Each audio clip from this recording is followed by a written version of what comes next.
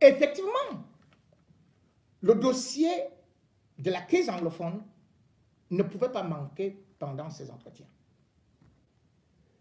Et beaucoup de gens ont pu voir comment est-ce que le régime Biya a pu utiliser certains anciens ambazoniens qui, certes, étaient leaders, mais ne faisaient plus partie du mouvement et qui sont venus, bien sûr, montrer comment est-ce qu'ils aimaient Paul Biya. Parmi eux, bien évidemment, vous avez pu noter la présence de peut-être du docteur Nicolas Ngou Santos, qui bien évidemment a beaucoup de problèmes aujourd'hui parce que pris dans des taux d'alcoolémie très élevés, abandonné par sa propre femme, est presque dans un délire et cherche n'importe quel main pour pouvoir trouver satisfaction. Mais il n'a pas eu satisfaction dans la mesure où Paul Biya, bien évidemment, n'avait pas la force, l'énergie et surtout savait que ça ne servait à rien de le voir. Vous avez aussi pu constater que quelqu'un nous avait dit que c'est lui qui fait arrêter les ambazoniens aux États-Unis, Maître Emmanuel Salaï, qu'il n'était pas là, ou plutôt qu'il n'a pas été celui qui devait être présenté comme la méga super giga supra giga star, puisque ayant fait condamner ou ayant fait arrêter les ambazoniens et pouvant se targuer qu'il va les faire extrader. Je devrais dire que derrière tout cela, tout ce théâtre-là, il y a un véritable enjeu politique qui se joue. En fait, Joe Biden, ayant constaté justement l'influence de plus en plus grandissante de la Russie au Cameroun, en Afrique, évite maintenant que la Russie puisse venir par le truchement des anglophones. Oui, certains leaders anglophones sont entrés en contact avec le Kremlin. Ils sont entrés avec le Kremlin pour qu'ils puissent même avoir des armes et aussi bénéficier de l'appui de Wagner pour venir combattre et avoir gain de cause par rapport à la crise anglophone. Et bien sûr que les États-Unis, sachant déjà que le golfe de Guinée étant ce qu'on peut appeler le nouveau paradis, et aussi d'autres minéraux ont été découverts au nord-ouest. Je ne parle plus du sud-ouest. Le sud-ouest est déjà très riche, mais les minéraux ont été découverts au nord-ouest. Et là, on sait très bien que Wagner, qui aujourd'hui est installé en République centrafricaine, est au Mali, est en train d'aller avec grand appétit au Burkina Faso. Et d'ailleurs, le président ghanéen, Nana Akufo-Addo, a dû dénoncer cela aux États-Unis, alerter que Wagner, le mercenaire, était déjà à la porte de son pays et qu'il ne savait quoi faire. Wagner sait donc que aujourd'hui le Cameroun, dans la situation d'instabilité, peut profiter pour s'engouffrer, puisqu'au Cameroun, vous avez pu le constater, que ce soit des Maliens, que ce soit des Tchadiens, des Centrafricains, ils sont en liberté et ont toute la latitude de terroriser les populations avec des machettes. C'est eux qu'on appelle les microbes. Imaginez donc Wagner, qui aujourd'hui est sollicité par certains leaders anglophones. Les États-Unis ont donc demandé à Biya de s'impliquer désormais dans ce qu'on appelle le dialogue. Le faux dialogue n'a servi à rien. Ils n'en veulent pas. Et ce dialogue, bien sûr, je vous avais déjà un peu parlé de ça, sera accéléré aux États-Unis, pas aux États-Unis, mais au Canada. Certains leaders y sont déjà. Je me réserve encore quelques temps avant de vous donner des informations beaucoup plus précises dessus. Et les leaders anglophones seront libérés. D'ici peut-être mars, beaucoup seront libérés. Sauf que Biya croyait toujours jouer à la marchandise, enfin, que les ghost towns doivent s'arrêter.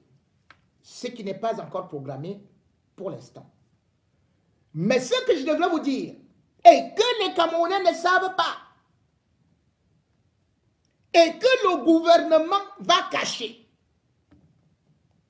que Paul Biya est finalement parti accepter de discuter avec les Ambazoniens comme un État avec un autre État ou contre un autre État. Ce qui n'était pas le cas avant. Eh bien, les Américains ont démontré à Paul Biya que la crise anglophone ne peut plus se résoudre seulement en disant il faut décentraliser. Autrement dit, le gouvernement vous aurait dit que les États-Unis ont soutenu le projet de statut particulier de l'État, des États anglophones, enfin, des régions anglophones. Est-ce que vous avez entendu un tel communiqué du département d'État américain? Rien. Parce qu'ils ont dit, ça là, on jette dans la poubelle. Le statut particulier des régions anglophones n'est pas soutenu par les États-Unis. Les États-Unis sont revenus et ils ont dit, Biya, voilà ce qui se passe. Peut-être tu ne connais pas ton pays. Ça. Et il y avait 2 États au début, avant que ça ne devienne République fédérale. De la République fédérale, on est passé à la République unie du Cameroun. Et de la République unie du Cameroun, on est revenu à la République du Cameroun. Or, qu'est-ce qui se voit en ce temps? C'est qu'on a carrément voulu effacer l'histoire. Et cette histoire-là a été rappelée, à savoir que, justement, le Cameroun francophone, qui se fait appeler République du Cameroun, devient indépendant le 1er janvier 1960. Et le 1er octobre 1961, le Southern Cameroun devient indépendant. Donc la partie anglophone, c'est un État indépendant. Donc ces 2 États indépendants qui ont accepté se mettre ensemble. Maintenant, est-ce que les accords qui avaient été signés ont été respectés? Non, ils n'ont pas été respectés, d'où la crise. Et le problème aujourd'hui, c'est que c'est Paul Biya qui est en position de faiblesse dans la mesure où, dans cette crise, c'est l'État central, Yaoundé, qui perd des plumes. Or, des investisseurs, les Américains, les Occidentaux, ne peuvent pas accepter voir cet endroit-là devenir un autre terreau de la Russie et ne peuvent pas accepter perdre les belles matières, les beaux minéraux qu'il y a là-bas, les belles ressources minières qu'il y a là-bas. Il faut donc rapidement négocier et mettre fin à la guerre. Et dans cette guerre, justement, il lui a aussi été présenté son propre rôle et tout son gouvernement qui peut tomber. Ce gouvernement, justement, qui commet des actes génocidaires. Alors, on lui a dit calmement, ou tu continues la guerre, et bien évidemment, tout ton gouvernement, en commençant par toi-même, il y aura des mandats d'arrêt internationaux. Ou alors, on entre dans la négociation Et on pourrait peut-être laisser certains crimes contre l'humanité qui ont été commis. Avant de revenir donc sur ces crimes, je devrais révéler à beaucoup qui disent que oui, les anglophones seront extradés. Vous savez, les accords d'extradition sont rendus publics. Pourquoi vous ne nous donnez pas le document? Pourquoi vous ne nous donnez pas le document? Vous parlez seulement. Les accords d'extradition sont publics. Et sachez que depuis avril 2022, les États-Unis ont plutôt demandé de prolonger le statut des réfugiés camerounais. Ils sont au nombre de 12 000. Les 12 000 devaient être comme des sans-papiers parce qu'ils étaient des demandeurs d'asile rentrés au Cameroun.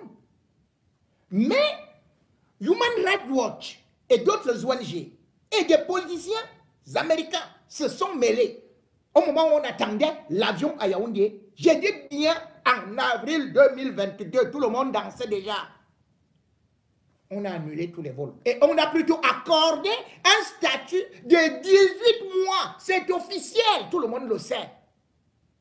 Avec autorisation de travailler. Vous savez, quand vous demandez l'asile dans tous les pays, vous n'avez pas, même en France, l'autorisation de travailler tant que vous n'avez pas obtenu l'asile. Seuls les Camerounais ont obtenu un statut particulier de 18 mois renouvelable et doivent travailler aux États-Unis. Dites-moi, comment on va les extrader? Comment ils vont perdre leur nationalité, comme vous dites là? Vous connaissez comment on fait pour perdre une nationalité aux États-Unis? Vous croyez que le président se lève comme ça et dit, oh, toi là, tu perds la nationalité, toi là. Même petit juge bloque tout. Ce n'est pas comme au Cameroun là, où Paul Biya commande les juges, fait ceci, fait cela. Vous avez vu comment est-ce qu'à l'époque, Donald Trump avait décidé chasser les immigrés. Il a dit, oh les charters, oh les Africains vont rentrer, oh les Mexicains vont rentrer. Vous avez vu que ça a été exécuté. Dès qu'on saisissait juste la justice, d'heure en heure, à l'époque, on cassait les bêtises. Comment donc vous pouvez être dans votre petite télévision génocidaire et vous dites que les anglophones vont perdre Vous connaissez comment on fait pour devenir américain? Et comment on fait pour perdre ça? Pour dire lui-même, il est incapable d'enlever la nationalité aux gens. S'il était capable, n'est-ce pas que moi, je ne devais plus être Camerounais? Et c'est les États-Unis. Parce que les États-Unis savent, et Joe Biden le sait, s'il prend une telle décision, il sera directement attaché en justice, puisqu'il aurait violé le droit international de la protection des réfugiés et apatrides. Il ne peut donc pas le faire, parce qu'il a vu la première erreur qui avait été faite à l'époque, c'est-à-dire que les sans-papiers américains, je dis bien, ce n'était pas les Amazoniens, qui avaient été rapatriés en 2020-2021, au mois d'octobre et novembre. Quand ils sont arrivés au Cameroun, boum, le régime Biya est tombé dans le délire. Comme il dit souvent, tu vas lire l'heure. Ils étaient 90. Et sur les 90, il y a eu des violences, il y a eu des viols, il y a eu des arrestations, et même des morts. Donc, ce qu'on appelle les disparitions forcées. À partir de là, les États-Unis ont encore ce dossier où les familles sont en train de se plaindre que c'est vous qui êtes responsable parce que vous avez laissé des gens qui sont venus chercher la sécurité chez vous, mais vous les avez offerts à un régime tyrannique, génocidaire. Comment donc vous pouvez dire subitement que oui, ils seront rapatriés. Deux, dans cette logique, si les États-Unis voulaient être contre les anglophones, vous savez comment ils allaient faire? Le FBI devait décréter, devait dire tout simplement, comme pour l'ANC, que les mouvements ambazoniens sont tout juste des mouvements terroristes, point final, et que c'est interdit dans leur pays. Or là, vous avez encore des fondations pour la restauration de l'Ambazonie qui opèrent légalement aux États-Unis. Je dis bien légalement aux États-Unis. Pourquoi est-ce qu'on ne déclare pas toutes ces branches-là terroristes? Je vous dis bien que l'ANC de Mandela avait été considérée comme une organisation terroriste aux États-Unis. C'est-à-dire que quelqu'un qui était membre de l'ANC ne pouvait pas voyager, que ce soit aux États-Unis, que ce soit en Europe. Mais les Ambazoniens voyagent partout. Comment vous allez donc dire ça? Que Paul Biya a gagné quoi? Hein? Puisque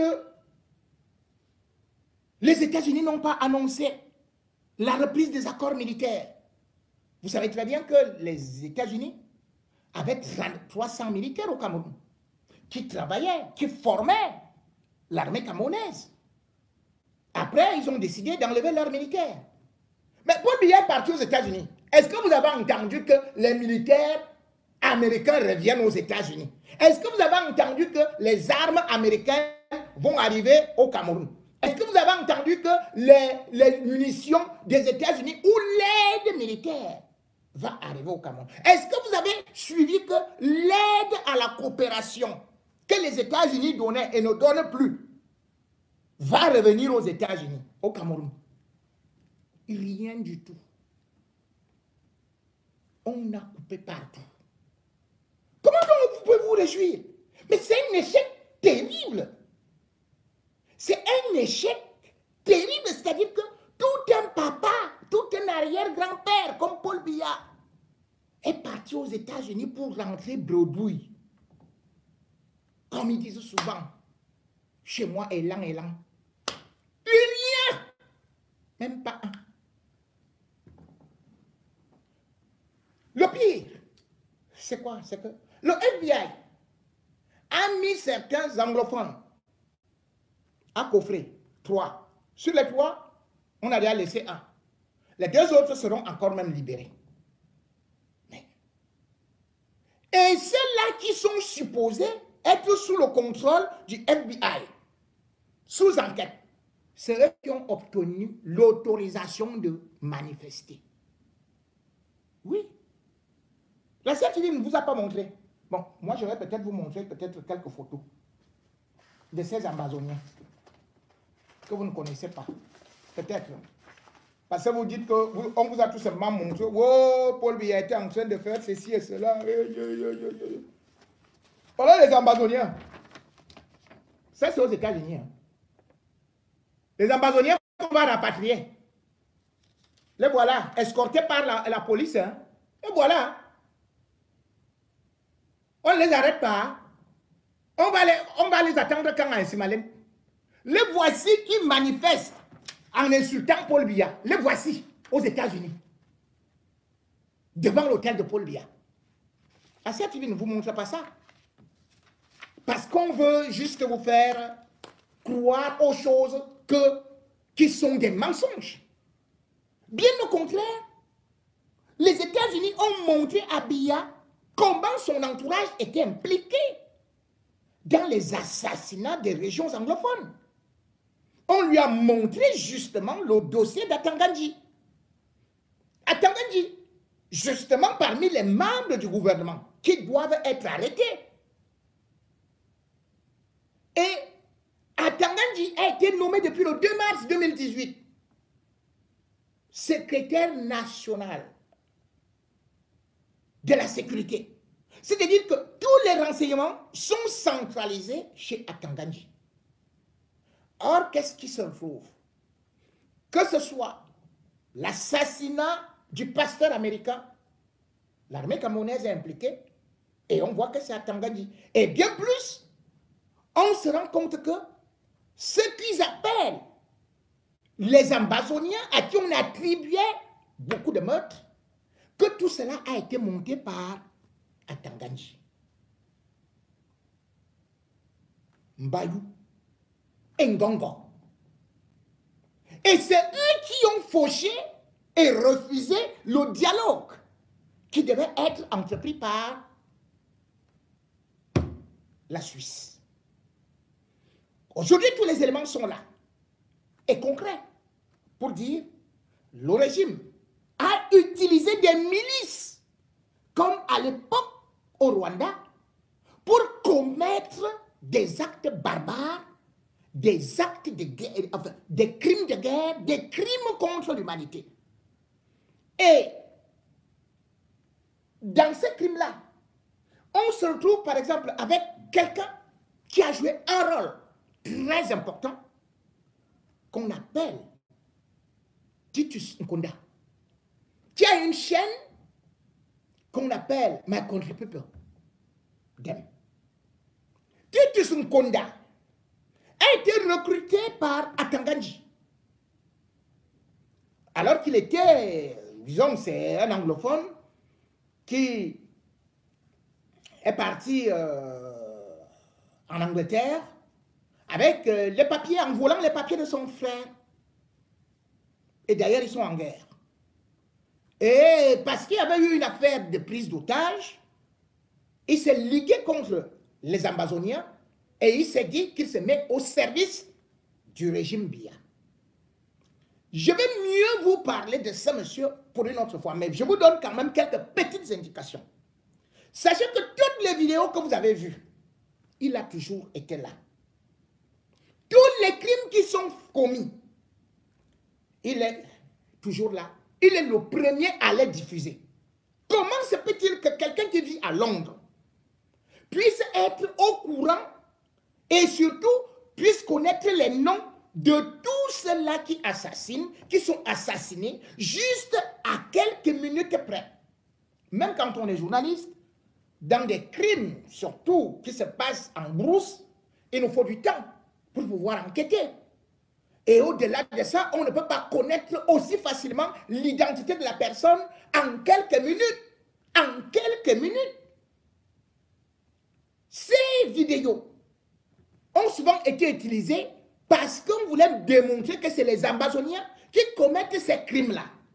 Or, on se rend compte qu'il y a un deal entre le gouvernement et plus particulièrement Atanganyika. Le colonel Émile Bankui et Nkonda Titus. Nkonda Titus a donc été chargé par le régime de récolter certaines informations qui sont fausses, de les diffuser et aussi de contrôler les réseaux sociaux. Vous avez d'ailleurs pu constater que les Ambazoniens, leurs chaînes rapidement sont parfois détournées ou même peuvent disparaître.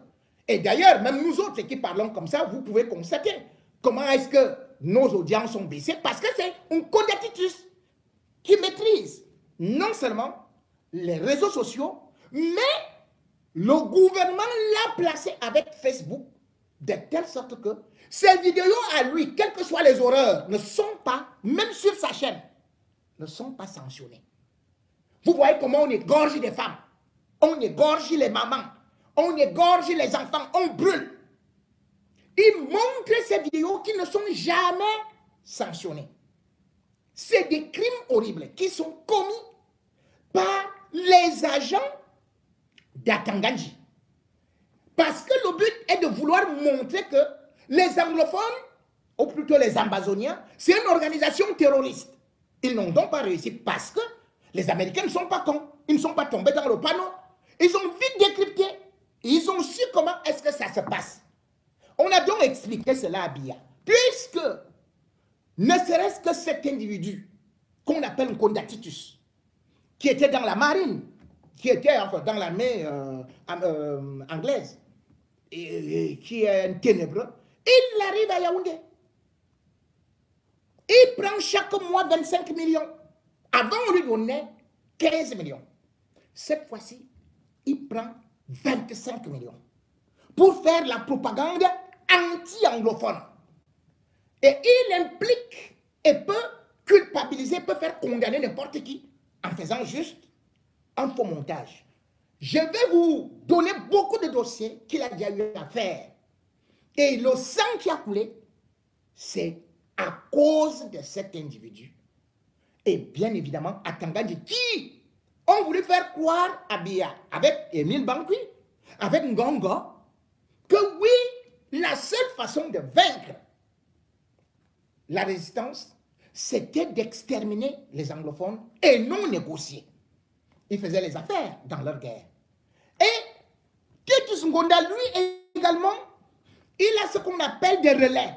Et ces relais-là se retrouvent dans ce qu'on appelle les centres de guerre. C'est-à-dire que les centres de désarmement, de démobilisation et de réintégration que le gouvernement camerounais a créés pour essayer de recruter, de reprendre la main sur les Ambazoniens qui acceptent les combattants déposer les armes. Et parmi ceux-là, il y a donc Oka Clovis.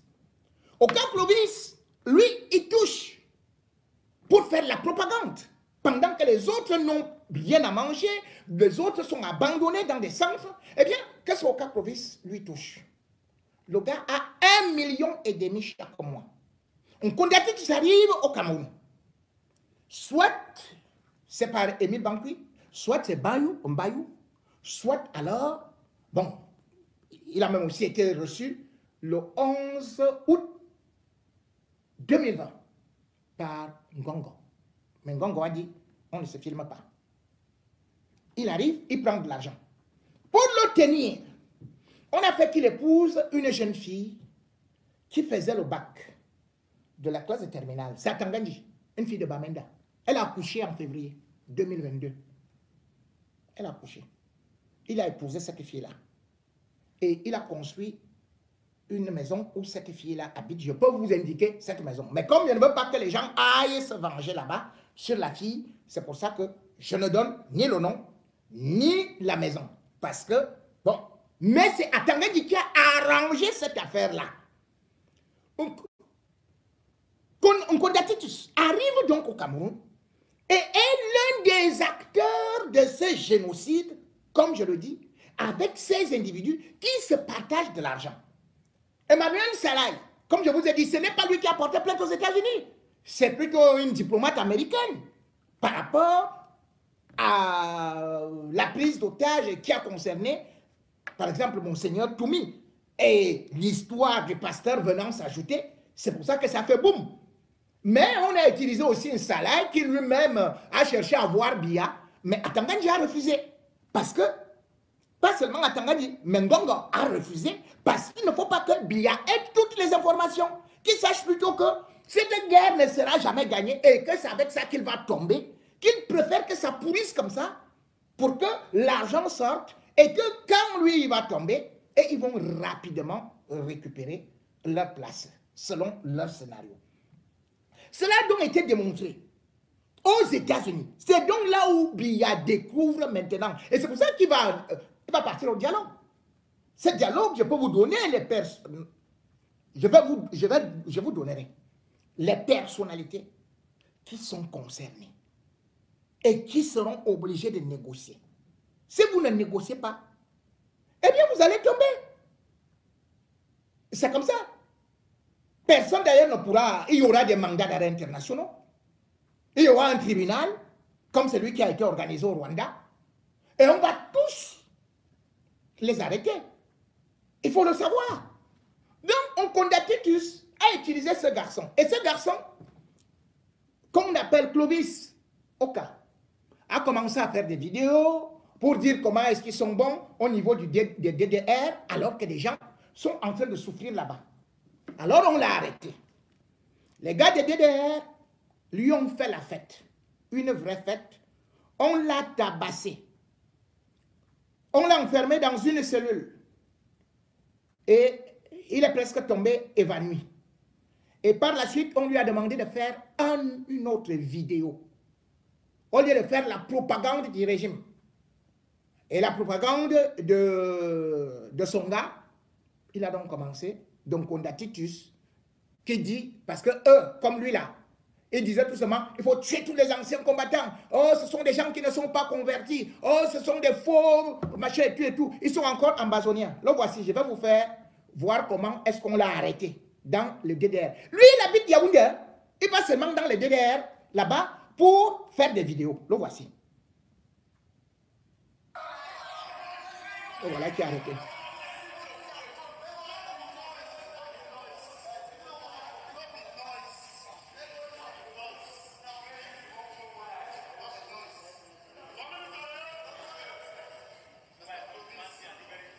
Voilà Clovis par terre. L'élément d'Atangandi. Et de my country people. Them.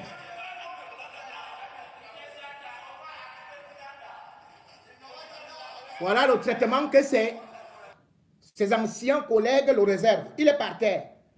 D'ailleurs, je vous donne encore l'autre. Voilà.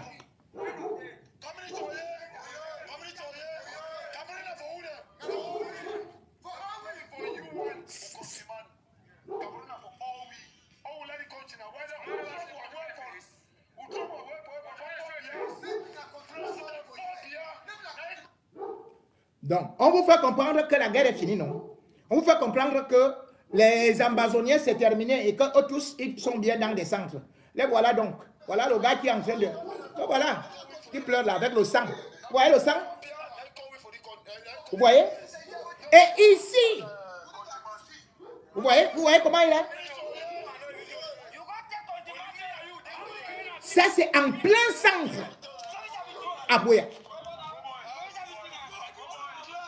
Bon, je m'arrête d'abord ici, là, par rapport à lui, pour vous dire que ce que Yaoundé vous dit, ce que le gouvernement vous dit, c'est le mensonge.